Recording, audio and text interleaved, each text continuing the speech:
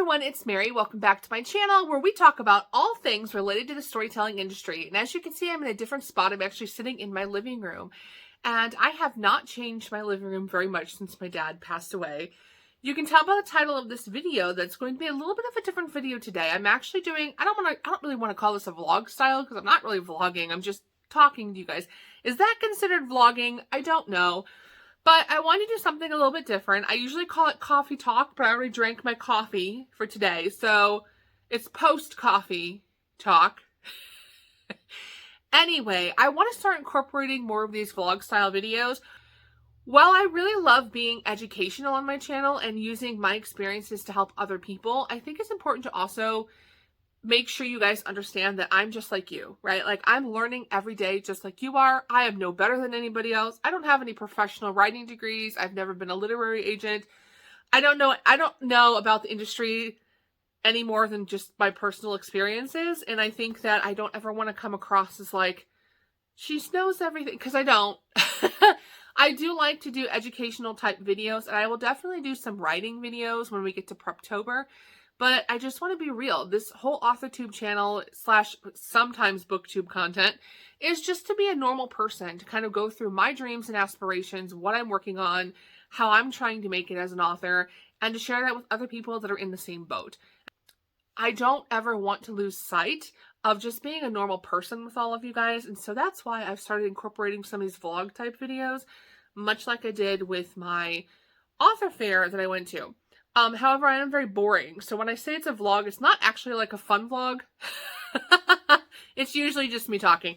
Okay, enough of all that. We are having a coffee talk, post coffee talk today. By the title of the video, you can see we're talking about becoming a full-time author. Is it a thing? Like, can you actually do it? Well, first of all, I will say it is a thing. I have ran across a couple of people here on YouTube that are making a full-time living off of their writing. And I can name a couple people, but the two that come to my head right away is Sarah Cannon. I know that she makes a living off of what she does with her writing. And I know Courtney from the Courtney Project. I can't remember her real name, but I know she goes by the pen name of Lyra Parrish. And is it Kennedy Fox? I think is the other. She's like writes with a friend, a duo. I think it's Kennedy Fox. And so she makes a living off of her writing. But I think the thing that stands out to both of those, and it's not, I'm not naysaying, I'm not saying anything bad with them, but they're both married. So I feel like it counts because they're definitely making a living off of their writing, but I feel like it's a little bit of a different situation than it would be for me who's single to live off my writing because there's no cushion. That's the one thing I will say, like, even during the pandemic, like, people who are married, if one person loses their job but the other person still has their job, it's still stressful because, I mean, obviously you need money to do things, but it's not as stressful as being zero income coming into the house.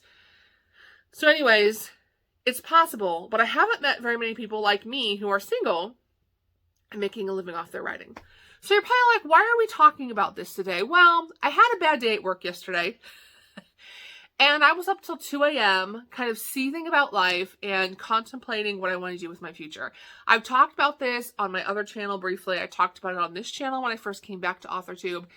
And it's something that just keeps playing in my head that I'm just going to sum it all up. So my dad passed away in May. And that really changed my perspective on life. So a lot of people don't realize that my dad actually wanted to write a book. He had talked about it for 20, 30 years. I mean, he talked about it for years. When he first brought up the idea when I was in middle school, he had a title picked out. It was called You Would Never Believe This, or Would You? And he had drafted it several times throughout his life. He had written parts of it and then threw them away because he didn't like them. He wrote half the book and lost it on an old computer that crashed, and he had to start all over. A couple weeks before he died, he started bringing up the book again. And actually the weekend before he died, because he died on a Tuesday, and we were talking about it on like Saturday and Sunday, about how he wanted to write the book because he was afraid he was going to run out of time. And at this point, his eyesight was bad. He had arthritis in his hands. So I had suggested that, hey, on payday, because Daddy was not tech savvy, okay? But I said, on payday, I will go get you an old-fashioned voice recorder where you hit the record button and you can record what you want to say, and then I will type it up for you. right? Like that was our plan. So on Friday was payday, and I was going to go down to the store or get on Amazon, whatever you have to do these days, and get him an old-fashioned voice recorder, and we were going to write the book. And he died on Tuesday. And then about a month afterwards, I started going through his stuff because I wanted to move myself downstairs so I wasn't having to do stairs every day. I found his binders and all of his paperwork from when he tried to start his security company back in the 80s. I found pamphlets for different cruises and vacation spots that he would pick up as we were traveling because he wanted to go travel more. And I found just all kinds of dreams that my dad had that he never had the opportunity to accomplish because he just didn't live long enough and didn't have enough money or whatever it would be. He didn't accomplish those things that he wanted to do before he died. It has really put my life in perspective, especially being 41 years old. This is really morbid, but I had the realization the other day that if I lived at the same age as my parents do, if I lived that long, my life is half over because my mom died at 65 and my dad died at 75.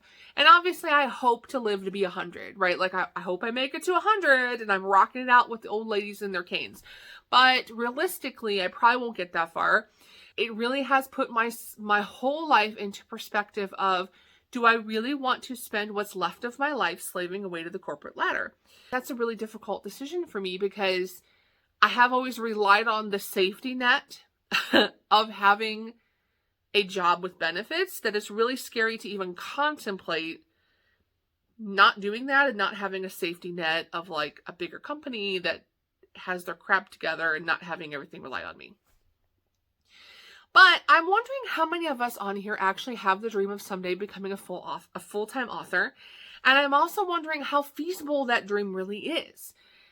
I have not really dug much into it because, to be honest with you, as a mostly self-published author, I have not made hardly any money off of my books. And one of my lives, I kind of explained that I've made my best-selling self-published book was my mom's memoir, which I'm getting ready to re-release under a new cover for that anniversary edition. That book I made like $300, and every other self-published book I've made just like a smidge. I made some decent money off Kindle Vella when I was updating it every couple days, but that was exhausting. But again, how sustainable is Vella? Because I don't even know if Vella is going to be around a long time. But I never made anything off of any of my self-published work that would sustain my bills and like pay. I could not keep the roof over my head with what I make from self-publishing. My very first trade published, or trad published, traditional published, whatever you want to call it, book just came out. I haven't received any royalties, and it's a small press, small local history book. I'm not expecting to make enough money to live off of that book. If I make a few $100, I'll be thrilled. You know what I mean? I'm not looking for that to be a huge moneymaker. So I guess my question is like, how do people make a living off of their writing? Because I certainly don't make enough to come close to paying my bills. I think when I look at authors who are like people who are like authorpreneurs or whatever, I notice that they're not really making their money just on writing. A lot of times they have side hustles. So there's a couple people I've seen along the years that are full-time authors, but they have an Etsy shop and they make money off of a YouTube channel and they make money off of selling courses and they do all this side stuff that helps supplement their income. So they're not actually making money on just their writing. And it just makes me wonder, like, is it even possible to do that today? And if so, how? I've been on YouTube and I think I found 2 videos about people that went full-time author and they were helpful, but I'm just like, how do you get there? Like, how, does anybody ever wonder, like, is it possible to actually be a full-time author? And what does that look like? It just blows my mind. I think at the end of the day, I go back and forth because like yesterday I had a horrible day and I don't want people to look at this video and think that I hate my job. I don't hate my job. I like my job. That's why I've been in hospitality since 2011 because I really like hospitality. I can't really imagine doing any other day job but working in hotels. I love it. That's why I'm still there. But I do think that I feel sometimes limited by my job, if that makes sense. Number one, I get 2 weeks of vacation only. And I'm grateful for the 2 weeks of vacation, but I also am going, but I don't want just 2 weeks of vacation because life is really short. Life is really short, really short. The idea that I only get to have fun for 2 weeks out of the whole year, realistically, because I mean, you can do small trips on the weekend, but you can't do like an actual vacation. And it's like, I can't retire really till I'm super old. I'm in that age range in the United States that can't retire till they're 70 because of Social Security. Obviously, I can retire before that if I have a retirement fund that's big enough to. But realistically, most of us in my age bracket can't retire till we're 70. Am I even going to make it to 70? My mom died at 65. You know what I mean? And if I do, and my dad died at 75, am I going to get 5 years? And that's all I get to actually travel and enjoy life. And also, not to be morbid, but most people I know, at least in my family, that make their 70s are not in very good health. So they don't want to travel because they don't feel good. So I'm like, you know what I mean? Like, I don't know. Is this a midlife crisis? I have no idea. But I've been sitting here really thinking, and this is what kept me up till 2 a.m. last night, of like, while I love my job, I also feel very limited because I want to be able to travel. I want to be able to spend more time writing. I want to spend time doing things I love because we don't get very much time above ground. And I don't want to waste what's left of my life working, especially since, and this is not every day, okay? We're in budget season at work, so it's long days. And I actually spent my entire weekend, other than my little writing sprints that I did on Sunday though with people, I did budgets the entire weekend. Like, I did nothing fun. I was on my deck with the dog doing budgets. Like, that's what I spent the entire weekend doing. And I'm like, but I don't want to do that. Like, I know it's once a year that we have to do this. Forecasting week is always a little bit crazy, right? Budgets are a little bit crazy. You're going to have that hotel that calls you on Saturday that needs you to change a rate. But I'm like, I don't want to do that on my Saturday. You know what I mean? Like, I want to enjoy life. And I think that the older I get, the more I realize that I spent so much time in my 20s and 30s, not necessarily in my 20s, but definitely in my 30s, because my 20s, I didn't know what I wanted to do. And in my 30s, I've been in hospitality, right? I spent a lot of my 30s working all the time and not doing fun things because I was working all the time. And I'm like, I'm trying to find a better work-life balance. And I would really love to someday, because I don't know if I'll ever make enough money as a single person with one income to ever quit my day job. Let's be realistic. I mean, I would love for it to happen, but I have no idea. I have no idea how I would ever get there because I don't make any money off of my self-published books, hardly at all. But if I ever made enough money to at least supplement my income, right?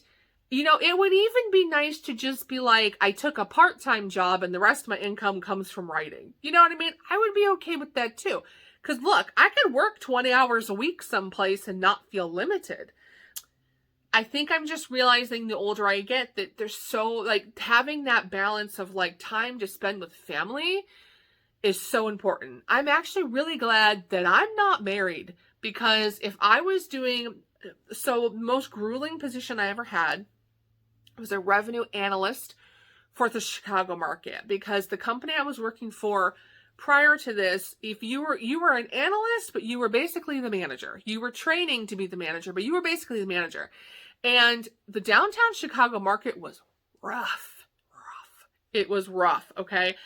I was working on Saturdays. I was working late into the evenings. I mean, I would get home from work, make my dad dinner, and I would be on the computer by 7 and working till 9 or 9:30 every evening working on stuff because that market was brutal. I survived it. That's why I'm good at what I do today. But I'm like, thank God I'm not married because my husband would have divorced me. Like, I was working every day, late to the evening, and on Saturdays. I remember being at my nephew's Pee-wee football games with Wi-Fi in my car, because I've got the OnStar Wi-Fi, and I was, like, pulling reports in the car at my nephew's Pee-wee football game. Look, I love my job. There ain't no way I'm going to be pulling reports on a Saturday at my niece's cheerleading competition, because she's in high school now. I'm sorry, your reports can wait till after the cheerleading competition because my family's a little bit more important than your report. That's where I'm at today. And I hate that I feel that way because I don't ever want someone to think that, like, I don't value my job. Because I do. I love my job. That's why I'm there. But I'm realizing the importance of, it's a hotel. We are not saving lives. My family is just more important. And I think that's why I was up till 2 a.m. being like, is it even possible to make a living off of writing? Because if I'm like, what makes me happy? Like, what really gets my juices flowing and my brain just like going and like I am just tickled pink, right? What is it that gets me feeling that way? And it's telling stories. I love writing. I love doing our podcast.